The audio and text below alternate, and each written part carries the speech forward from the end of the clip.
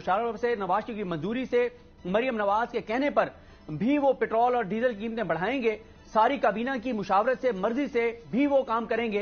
तो बाहर जाके उसको गंदा किया जाएगा, उसको जलील किया जाएगा, उसको बदनाम किया जाएगा, सारा गंद उसके सर पर रखा जाएगा और कहा जाएगा ये जिम्मेदार है। लेकिन जब अपना समधी आ जाएगा, जब अपना रिश्तेदार आ जाएगा, और क्योंकि उससे क्या काम करवाना है, उससे वो काम करवाना है जो आप ऑडियो याद करें जो लीक हुई थी कि मरियम साहिबा के दामाद का जो पावर प्लांट मंगाना था, वो